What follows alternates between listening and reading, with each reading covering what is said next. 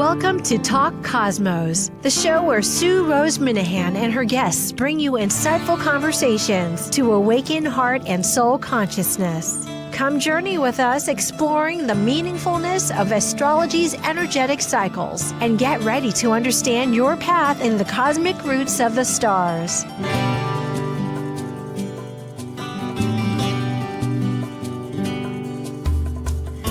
Hello, everybody. I'm Sue Minahan, Talk Cosmos, and today, the day you're seeing this, is July 19, 2026.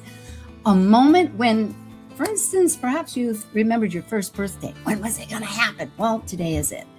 And then you wonder, well, why? How is that happening? Well, you go through it, and then later you realize, that gift was pretty cool. So we're going to find out what gifts this day is bringing, because it's been quite celebrated. It's been a lot of talk, and the talk isn't going to stop. In fact, it's going to get reinvented. And I think that really is a message that I hope to remember, because it's sights unseen. You know, if you go to a country and you try to learn the language, suddenly that language has a new way of thinking. It isn't the way you're thinking. I mean, for instance, not to go on too long here, but just to finish up with this idea that if you go to Spain and they say, I am hungry. No, it's I have hunger. I am not the hunger, unless it's Hunger Games, right? Okay, enough of that. Let's get on with the show. Talk Cosmos engages unique events during the 3rd and 4th weeks of the month, featuring a myriad of new and returning guests. Joining host and founder Sue Rose Minahan, they co-create to explore and contemplate a wide spectrum of potent subjects. Embark on today's topic within our panorama of guests and insights as we welcome the astrologers for this conversation.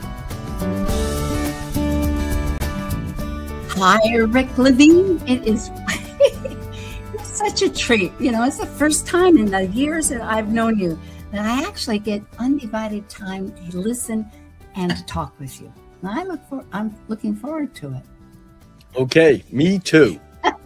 All righty. And I really appreciate your fact of your accepting this, because as you will see, folks, in the middle, if you never knew before, Rick is up to his eyeballs, as he says, in many exciting things, which we get to participate with. Well, let's introduce Rick officially. He's actively well-respected in the community. He's a scholar, author, consultant, teacher. And there's quite a few events that you're going to want to know about. On the 20th of August, that's a month, at Lilydale on the East Coast, a remarkable event. There'll be a registration available. Well, there's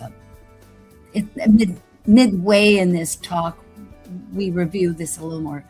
We give references, slides about it. But the fact is, you can join. And of course, UAC, it's been 8 years, international, and he will have a post-workshop on the 9th. That's a Wednesday, all day long. So, Rick, I was trying to figure out how to, because you can read these things, but how to introduce you. I think in my mind, Rick Levine has helped incite institutions of physicality like Kepler College and thought. You know, I happen to have that DVD that you created of the quantum thinking. My middle sister, we always refer to each other as middle, youngest, oldest, I guess. But anyway, she had it, and I kept it. I never gave it back. I'm sorry, Becky. I like it.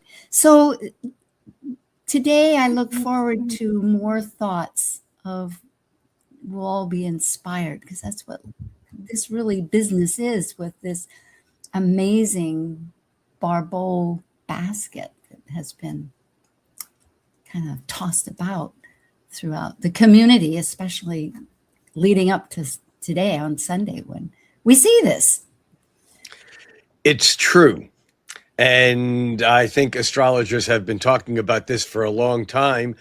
However, there is a little bit of reframing that I think we're going to need to do today, because Andre Barbault, who was, kind of the person that is getting so much airplay, who has been an incredibly well-respected astrologer in France, but has never been translated into English until recently.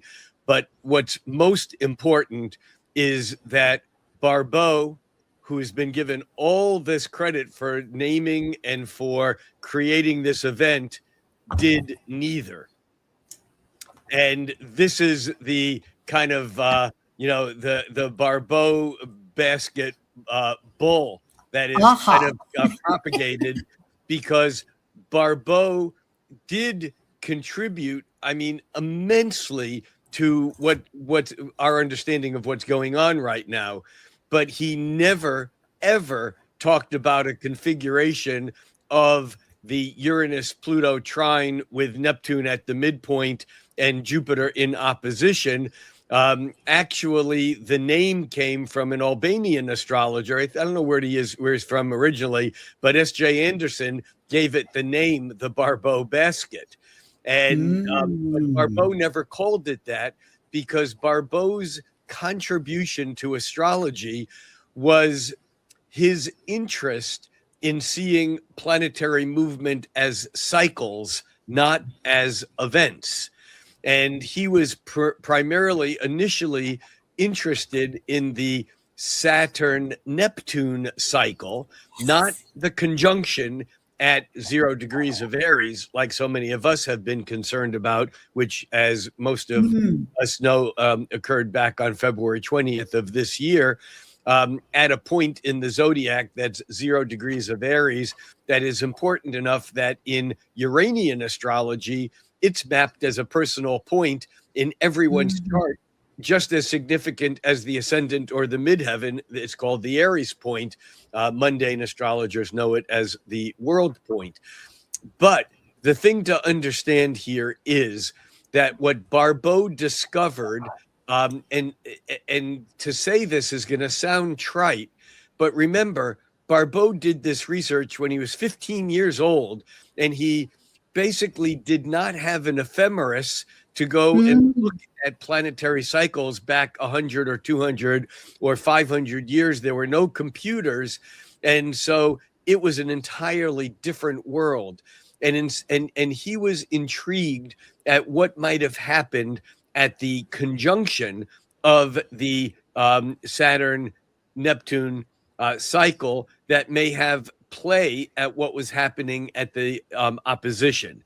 And what Barbault became interested in is that all the planetary cycles have conjunctions to oppositions, just like a new moon is the seed and it comes to fruition at the full moon. And so Barbault developed this technique that reduced the planetary movement of Jupiter, Saturn, Uranus, Neptune, and Pluto into numerical constants that describe whether they were coming together toward new moon phases or whether they were opening up. And he described actually the 2020 period of time, in which certainly the pandemic and those events around it were part of what his focus was of the changes that when these planets all clustered together, because at that time we had the Jupiter, Saturn, and Pluto that were all in Capricorn, and with Uranus and Neptune just beginning to separate out of that. But what he realized was that during the 2020s, culminating in about 2030, all those planets were spreading out, and it was the spreading out and the opening that was the change of consciousness or the change of awareness. You see, Barbault was not interested, or let me just put it this way, I don't think that he was particularly moved by the fact that we have 4 planets that are at the same degree as we moderners are. And certainly it was, again, S.J. Anderson who coined the term the Barbault basket, not Andre Barbault. So it's just, and it's something that most of us astrologers did not know. I know I was schooled in this recently by one Lynn Bell, who I know, Lynn, and Lynn's tremendous work. And there's a video kicking around of Lynn being interviewed by S.J. Anderson, because Lynn, as you know, has lived in Paris for the plus years. Yeah. And she actually was an acquaintance of Barbault's. She heard him lecture personally and has read Barbault's works in French. And only 2 of his many books have been translated into English. And so most of us are getting Barbault second or third hand. And it was very interesting to learn that this idea of the Barbault basket was not Barbault's at all. Yeah.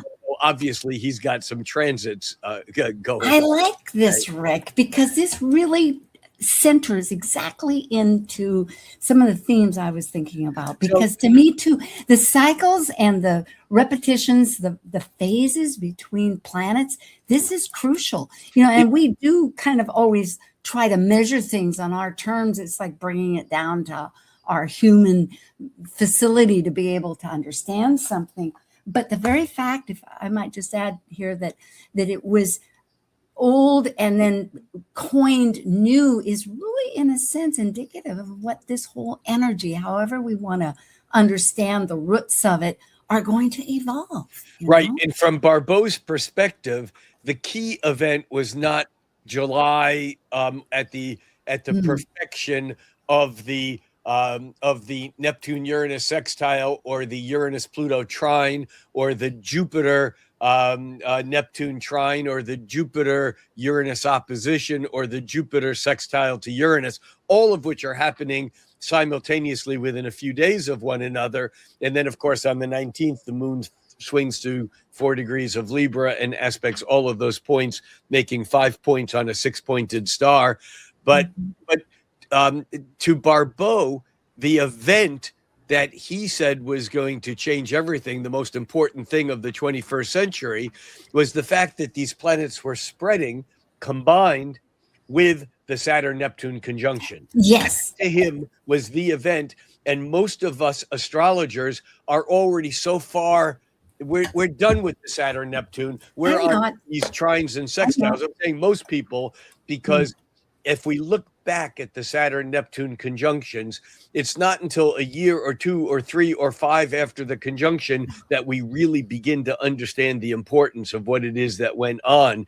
And so the fact is that it is the Saturn-Neptune conjunction that is feeding the reality on the larger swing of what's unfolding now. And many people are also missing the fact that on this exact date, with all of these other, transits that are unfolding, it looks like Saturn's not involved. But the fact of the matter is that Saturn is being perfected in its sextile from Mars, which means that Mars and Saturn, the 2 traditional malefics, and malefics aren't bad, they're just hard to integrate sometimes. And on the chart that you're showing, you can see that Saturn and Mars are both partile. They're at 14 degrees. They are partile sextile. I love saying partile sextile. And so that becomes really significant in this larger picture. So, it is an event that is unfolding, but as the great media scholar and media analyst Marshall McLuhan once quipped, fish don't see water because environments are invisible. And we are in this environment right now of change. I had someone recently posted on a YouTube channel that I was a guest on, and I talked about how, what was going on now, how much was going on. And this person posted and said, another bad day for astrology, because obviously nothing happened. And I'm thinking, wait a minute. The world is on fire like it's never been before. We are now realizing that extraterrestrial consciousness is in fact amongst us. We're dealing with new technologies like AI and other technologies.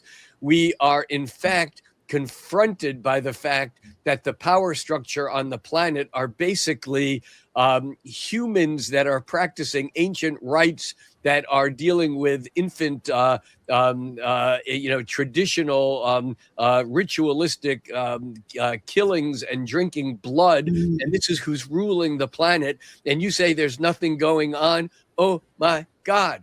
And so, things are unfolding right now so fast, and it looks really negative. It looks bad out there. There's more wars and bombing, and what's going on right now with the United States and Iran, and the leaders of how they're playing out these old colonialistic, patriarchal battles is rather overwhelming and depressing, or even discouraging. And I think discourage is an important word, because discourage means without heart, curve, French for heart. And although there is some depression and some disappointment going on, we have to be careful about letting ourselves be disheartened, because what's going on in the surface, what one person might call a terminal illness, another person might call a healing crisis, and use that to get better. And so we have this opportunity right now that is unfolding, and we can choose to participate in it, or we can go back to sleep. And if we go back to sleep, well, then we will deserve whatever the outcome is. Well, those nightmares, they're no fun. That's true. The way, so many points here. I'm flashing between like the draconian Aries point that is this, like here, even in this chart, that starts a seed. But also I'm thinking of the composting and the perspective and the angle.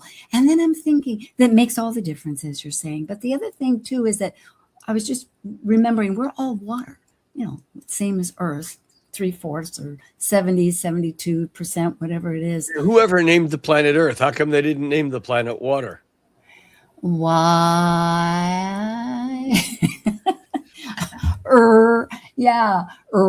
Maybe why that was. But then that's English too. Gaia, there you go. Or it could be Haumea, or it could be whatever it is. Yeah. But what I'm getting at is that all water's a conductor.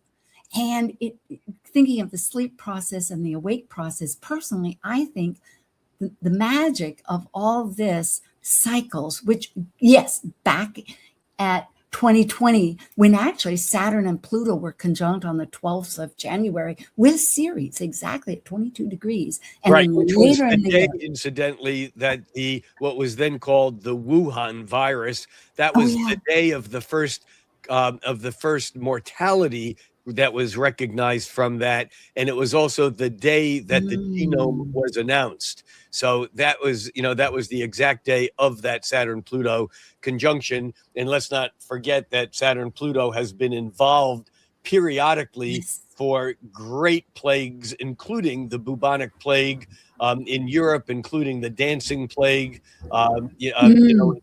Back earlier, So Saturn and Pluto in that conjunction are no strangers to what was going on at that point in time. But along with Ceres, that's so interesting because of the death and all that.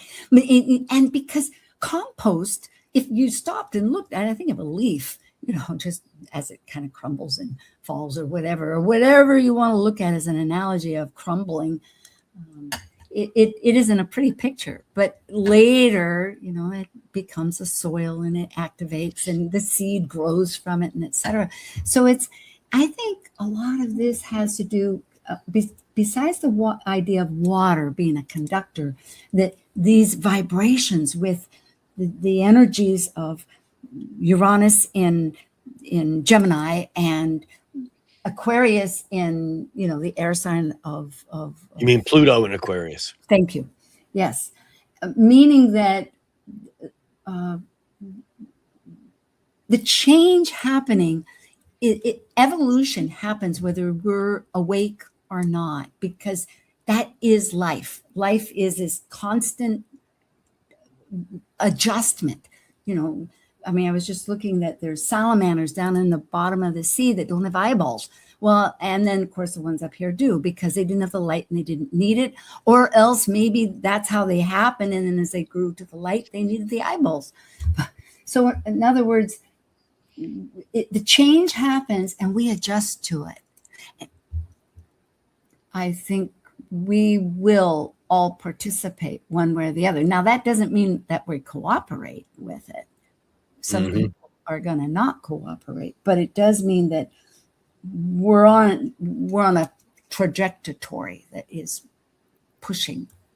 Well, this trajectory that we are on, basically, as participants on this trajectory, we can either respond with navigating and negotiating the movement as we move forward with participation, or if we are stuck, we may respond with life-changing fear, and that fear then gets converted into being totally stuck, wanting to go what Freud called infantile regression. When things get bad in our lives, we often just unconsciously go back to some time in the past where things were better, like when we were a child and we were protected by our parents. However, we do that even if our parents were alcoholics or abusing us or beating us up or whatever, we still go back into the past where we imagine it was better.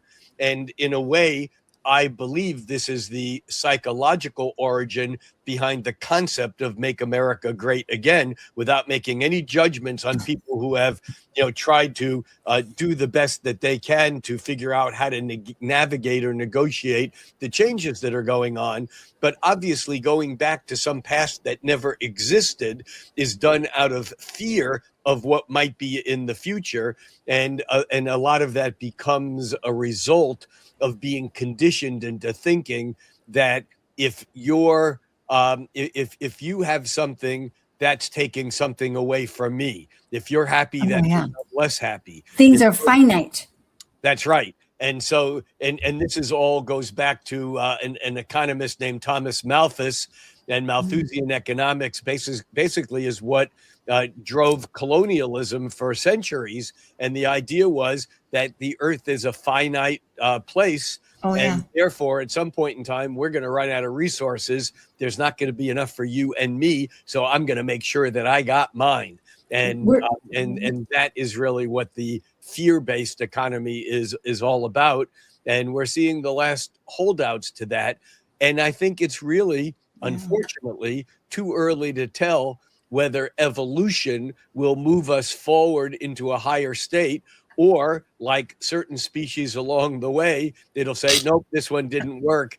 And I think that people say, oh my God, we're ruining the earth. Now the earth is going to do fine. Yeah. Vanity. It rejuvenates, whether it's Chernobyl or wherever. And then with the COVID, it blossomed without our little footprint. Yeah, it's so true. I think imagination is amazing. We have Neptune here, and the envision and that line that blurs beautifully in some ways, but because many times, whether it's whose folly was it that purchased Alaska, things are Fulton's folly. Yeah. And Seward. That's it. Seward. He was the Secretary of State. Yes. Seward's folly. And then, of course, it happened. But back to the resources, like that's what I'm thinking of. But remember that Saturn and Neptune are still cohabitating. And you said, imagination is important. I think of Caroline Casey, who often has quipped that imagination lays the tracks for the reality train to follow. And I say that Neptune actually is the invisible and not metaphysical scaffolding and framework upon which Saturn crystallizes the three-dimensional world.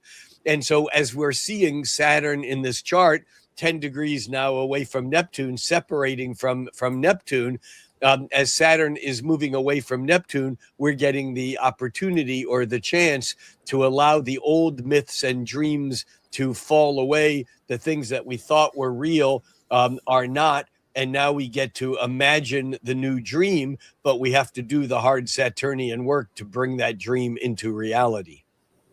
Well, there is always hard work. Yet again, I think it's like the synopsis of in the brain, where you have the electrons and they just leap across. They don't actually connect nerves. They just leap. The synopsis goes like that. Synapses. And there is that Whoa. Synapses.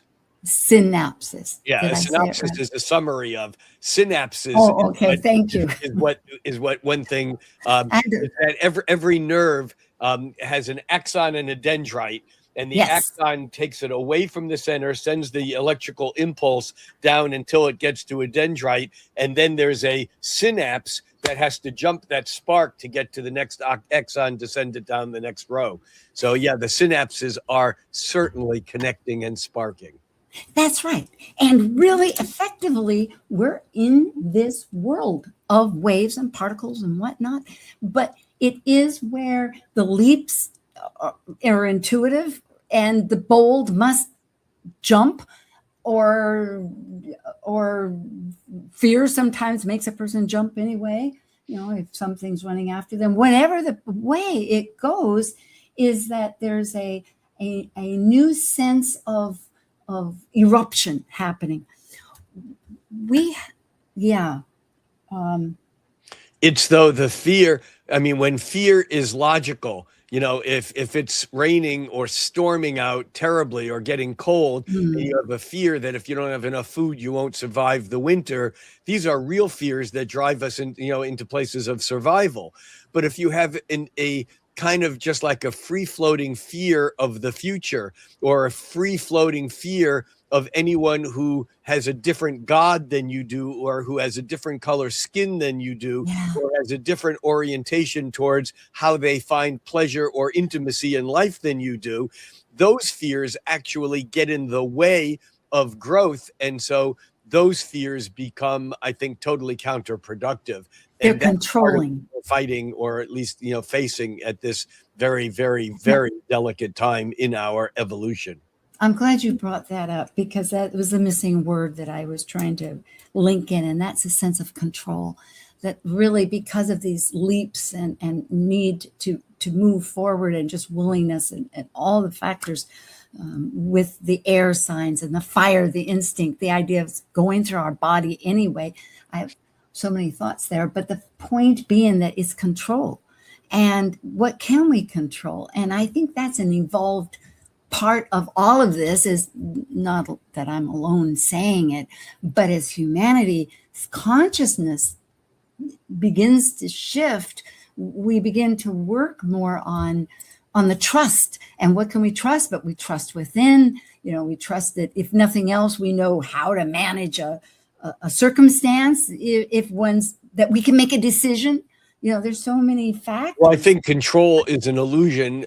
The only thing we can change, though, is our awareness, because as our awareness changes, then we have more choices. If we don't know that this is a possibility based upon our worldview, and we all have worldviews based upon our cultural indoctrination, based upon our early family programming, based upon, what our physical conditions are like. And as we alter the worldview, which is why we do therapy, we find that we have more choices than we thought we knew. We can't make a choice if our worldview doesn't include that perspective. So, but I think control is a bit of an illusion. I agree. It's a functional illusion at times. It's a tool. It's a tool. Tool. Thank you, Rick. We'll be right back. I want to talk about this Sagittarius when we come back, and there's some other factors. I'll juggle the slides around. Won't be too long. You have enough time to grab a glass of water or whatever you're happening, and be right back with Rick Levine talking about this configuration of energy that's waving across us. Thank you. While we take a break from this week's edition of Talk Cosmos, let's take a look at this cycle's archetype. Currently, we are in the period of Cancer.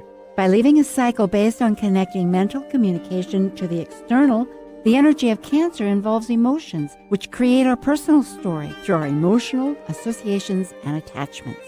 As a cardinal water sign that is nurturing, Cancer needs to process emotions in one's own internal rhythm of cycles in order to complete an evolution.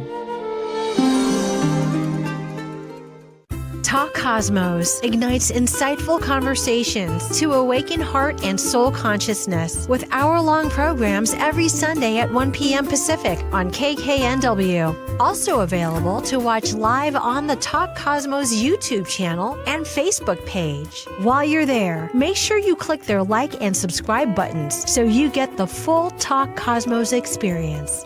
You can listen to earlier podcasts since 2018, either on most podcast carriers or under the video tab on Talk Cosmos YouTube. To join our expedition and find out about upcoming programs, sign up for the newsletter at talkcosmos.com and launch your week into the cosmic wonder. This is Martha Norwalk. Every Sunday morning, beginning at 9 a.m., thanks in part to the Ananda Institute of Living Yoga, we cover the world of animals. This week, July 26th, it's an encore presentation. Tune in to hear our last energy balancing show with best bioenergetic synchronization technique and energy codes practitioner Linda Rasmussen. We took phone calls, worked with a caller and her dogs, talked about how to stay cool. Martha Norwalk's Animal World, Sunday morning, 9 a.m. to noon, right here on Alternative Talk, AM 1150. Talk radio for the heart and soul. Alternative Talk 1150.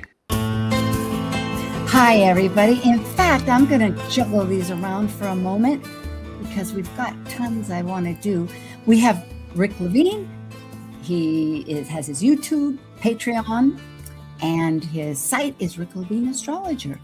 And he has lots of things happening. This essentially is on his website with the astrology. But what's happening is Astrology Hub just started yesterday, well, on the 16th, and there's still time to register. And you'll learn about these midpoints. It's interactive. You get to ask Rick questions. There's material at your leisure that you can review. It is a great insight. Yeah, I was going to say, and by the way, although the course began on Thursday, July 16th, the first live class is on Wednesday, whatever that date is, next Wednesday from when broadcast. But each week there'll be 2 1-hour lessons, and then the following week there'll be a live Zoom class that'll be interactive. So I'm really excited about teaching this because midpoints have become somewhat of a buzz in modern astrology. They're a relatively new part of astrology that is kind of what's behind Uranian astrology, cosmobiology, symmetrical astrology, harmonic astrology, and even vibrational astrology. So I'm really excited about teaching this course, and there's still time. You can register for it at astrologyhub.com/midpoints. Yes, you can be part of that pioneering path leading towards the new consciousness of the whole picture. This is Astrology Week happening on the 20th that Rick will actually be I'm doing a full day workshop on the 20th, but there'll be events all week. All these people that are on the screen, and Orderly and Cam and Rachel and Kenneth and Cassandra and Patricia, they'll all be doing full day or various workshops. But it's at Lilydale. This will be the 4th time that I've taught at Lilydale, which is the home of the American Spiritualist Church. And it's a very powerful, magical, and very beautiful place, about an hour southeast of Buffalo, New York. Oh, boy. Very rural, beautiful. It's on the far west end of the Finger Lakes region of rural New York State. And I'm excited about this week. Upper New York. It's beautiful. And then 8 years coming, here we return to UAC, which is in Chicago. And for those of you that are here, and I think they also have it online if you can't get there. And I don't know if your workshop on the 9th, which is when it culminates, there's a day of workshops for post workshops. And if that'll be online. No. Okay. But you do not have to attend the whole week-long conference. You can just attend that workshop on revisioning transits. But detailed information is on that. And I'll also be doing 2 lectures on the program itself. And I'm very excited about the fact that whether I win or not. I've been nominated for a Oh. Regulus Award, which kind of, for those people who don't know, the Regulus Awards, the Marion D. March Regulus Awards, we refer to as the Reggies, the Regulus being one of the Babylonian fixed stars of royalty. And this is an award that is given at every UAC. And it's a very, it's a real honor just to be nominated. Whether I win or not does not matter.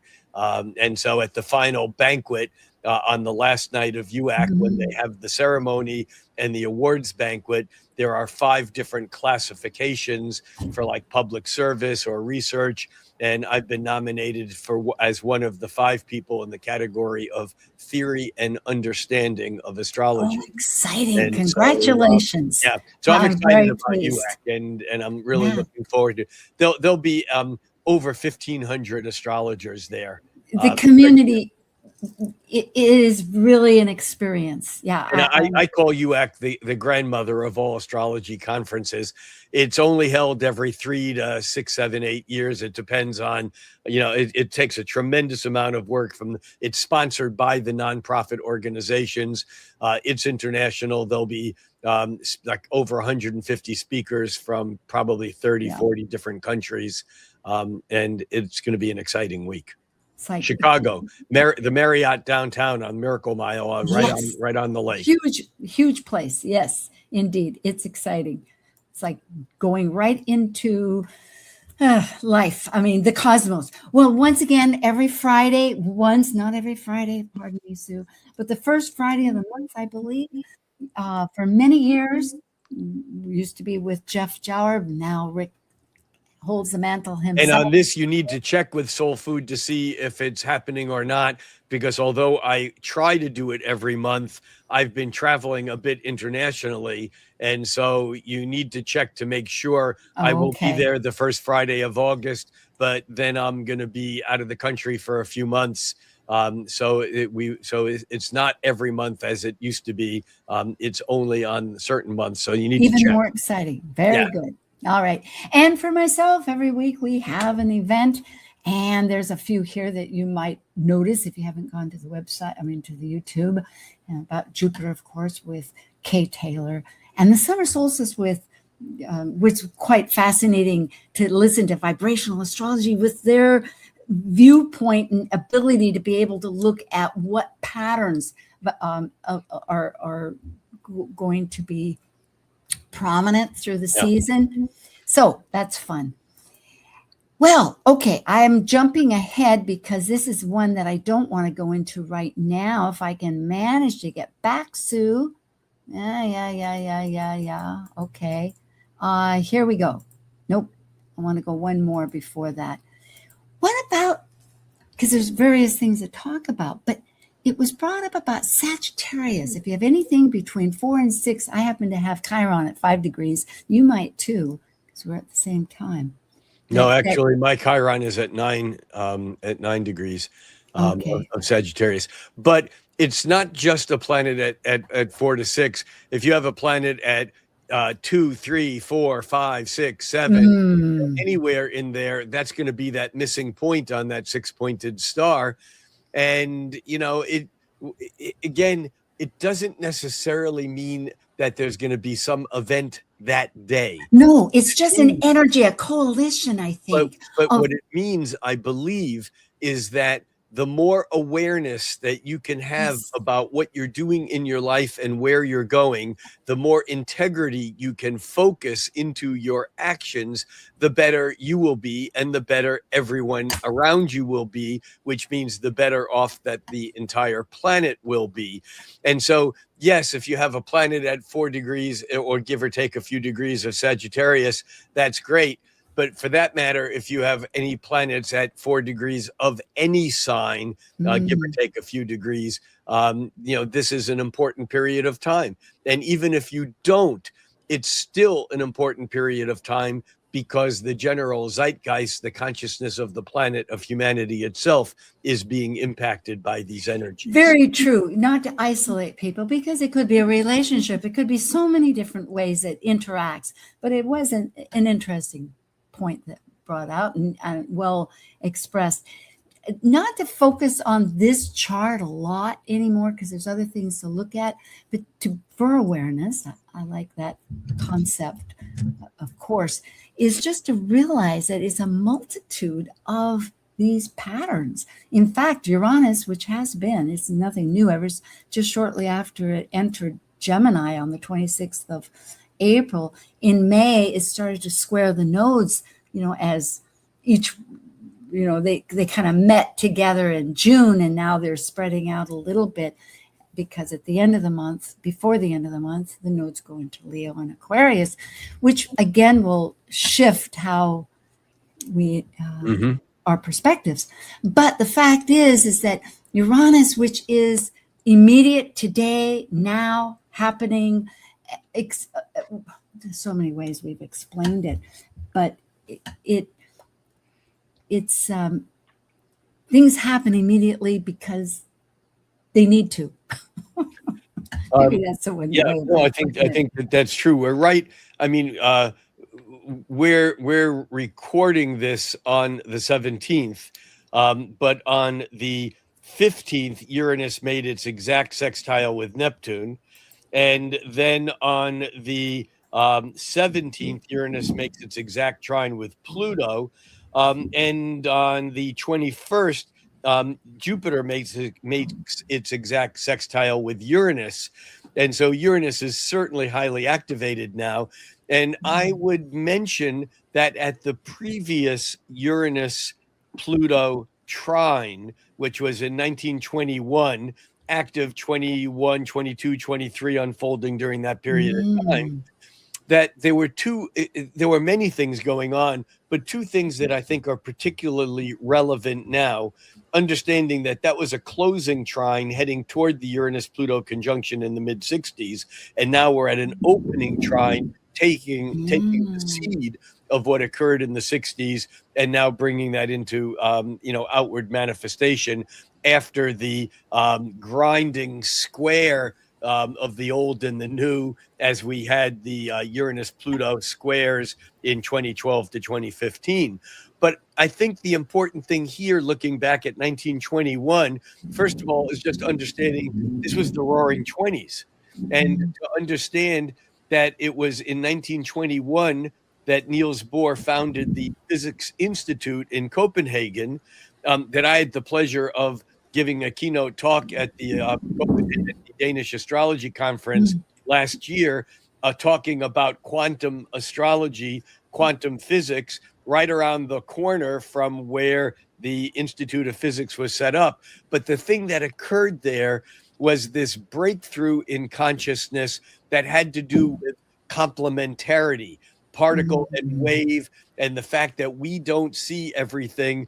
We used to believe that science was investigating things on the surface. That was it, to only discover during the 1920s that what we were studying was like the surface of the ocean without any clue that we were missing everything under the surface. Modern science now knows that we can measure about 4% of what we know is out there.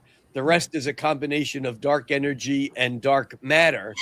And so we know it's there, but we don't know anything about it.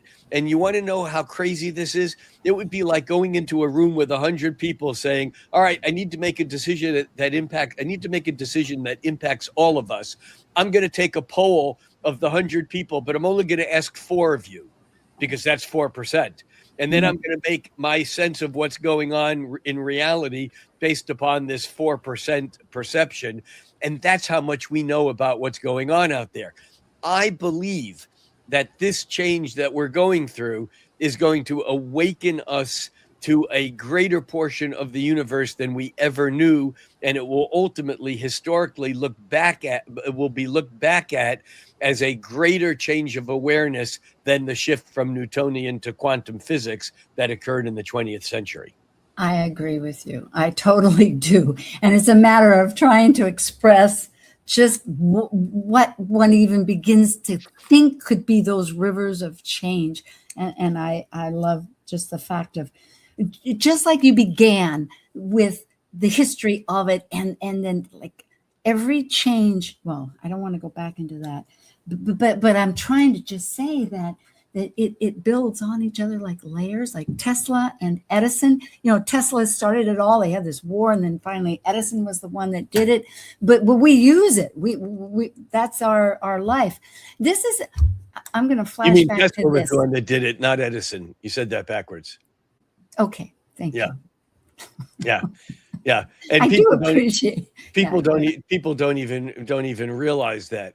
But going back to 1504, in 1504, Neptune was in the middle of Pluto and Uranus, but that was a Pluto-Uranus square during that period of time, not a trine. And so I'm not sure. Thank you for that. Yeah. I've read. I did my own research with that one time because I used solar fire, and I remembered that it was. And then also I've been hearing how Pam Gregory, people talk about Pam and wonderfully, Pam does a good podcast in that. But saying that it was back at the 1500s or 1400s. And I was thinking, well, that's because of this energy, but I had not stopped to tell myself that it was a square, not a trine.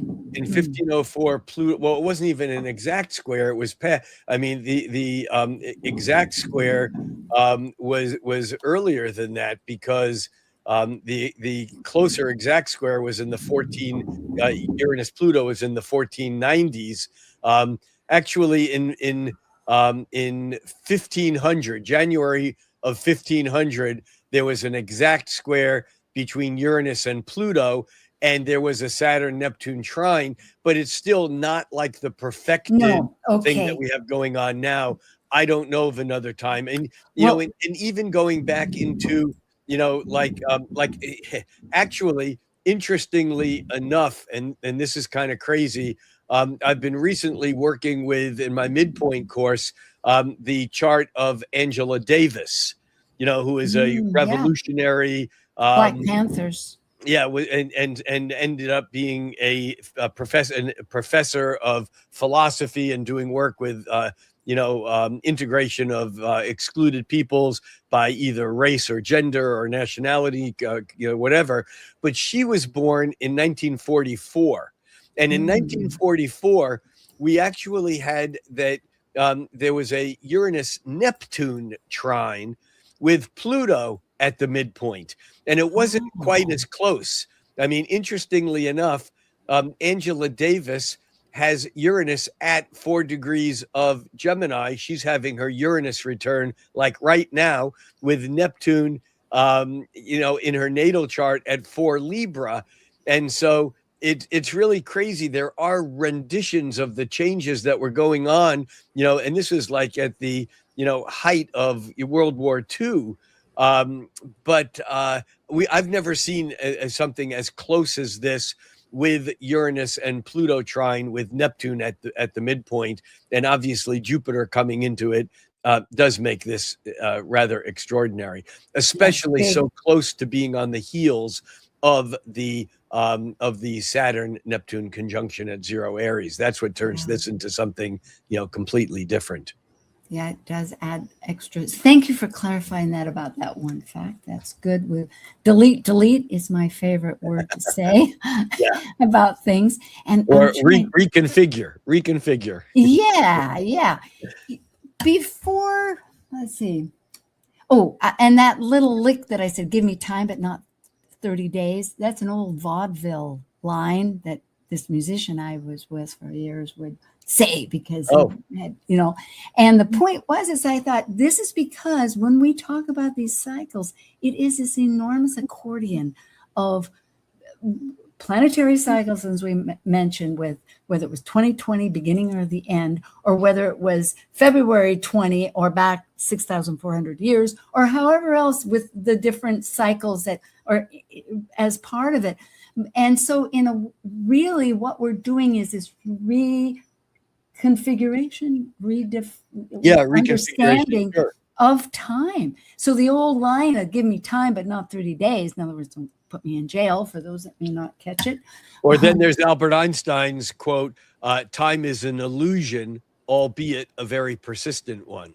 Yes, exactly. Because, we do have the moon and the sun that change the night and the day and the seasons, but yet our manifest our obsession with knowing a moment and a second and describing it. Well, here's one. I'll talk about obsessions. Maybe not. But if we were to, and do I have this right? Solar partial eclipse. Oh, rats, boo, hiss. Do I have that one? Yes, I do. Okay. A while back, I've always been fascinated with the pre-eclipses for the nation, and realizing, folks, that I'm well aware that yes, although we have July 4th as our accepted chart. Declaration of Independence. Yeah, there's a whole the Declaration spectrum of Freedom. It's like our first breath. Yes, thank you. Because afterwards took 6 years for the war to end, and it altogether, and then it was 13 years until we had a constitution and etc. But going back to this one, it's at 0 degrees Pisces, and then I realized, okay, how would it maybe fit with this basket, for lack of other words? It's a good coin that SJ came up with, and bowl or however, but it's at 0 degrees. The nodes are at 0 degrees, so it's just a thread that's connecting it. But yet it's this. But it's more than that. You have Saturn opposite our Saturn. There's many facets here to show the depth of our rejuvenation, regeneration, of our demise and our victories of whatever. It's a whole process. Well, let's just talk about our Pluto return, or I mean, whether we look at a Pluto return or a Uranus return, third Uranus return. It's I mean, there's definitely an ending and a new beginning that is occurring. Yep, that's it. And then you need to also remember that we're just a baby nation, that being around 250 years, you had Rome that was basically 1,000 years without any sort of change or outside invasion, or you had the Egyptian dynasties that were more like 2 millennia with that were existing. We're like at 1/10 of that, and so the amount of time that we have, thinking that, geez, we're 250 years old. Isn't that a lot? It's nothing. Yeah, it's so true. It's so true. And besides that, really the whole, what I guess what I'm trying to jump into is really on a whole new level. If we take energy, which everything is energy, I've often thought, why, every day the sun is hot, the night is cooler. And it's inland, it's maybe 30 degrees. Out here in the water, it might be 10 degrees. But it's still, there's this shift. And if technology could grab something like that to use as energy field to energize that, and I'm just suggesting that somehow throughout all of this, we will be moving in ways that could be constructive, because you're right that if that would be the hope. Yes, I'd like to leave us on a hope. That's what I'm thinking of, on some basis, because there is a renaissance. There's this idea that with the trine that's happening, that's going to be till 2028, May 9th, with the Uranus Pluto, but ahead of that, there's this mini grand trine is going into 2029. So there's it's like the water rubbing against the soil. It's rubbing the rock into sand. It's changing it into maybe glass if the heat, on and on, the metamorphosis. So we're in this incubator, and we need to think about, through communication, ideas, it liberates, it opens up ideas. They might be folly to one, but direction to the next. Oh dear. And I think it's important to keep in mind that this Uranus-Pluto trine that perfects now is only the first of 5 that will take us through 2028. Yeah, that's very true. That's very true. Yeah. And attitude, perspective, awareness, those are coined words to make it a joint effort, cooperation. Yeah. Yeah. Well, thank you, Rick. I hope lots of people attend your midpoint Course. Yeah. Thank you. course. And thank you for inviting me as a guest, and congratulations on the ongoing work that you're doing here, bringing astrology to a wider audience. And and I'll see you somewhere. Yeah, there you go. Well, how do you do? All right. Thank you for joining this vibrant and insightful conversation on Talk Cosmos, the show where Sue Rose Minahan and her guests awaken consciousness by connecting heart and soul consciousness patterns with astrology's energetic cycles. Be sure to tune in next week, same time, same place, to continue your journey through the roots of the cosmic pathway.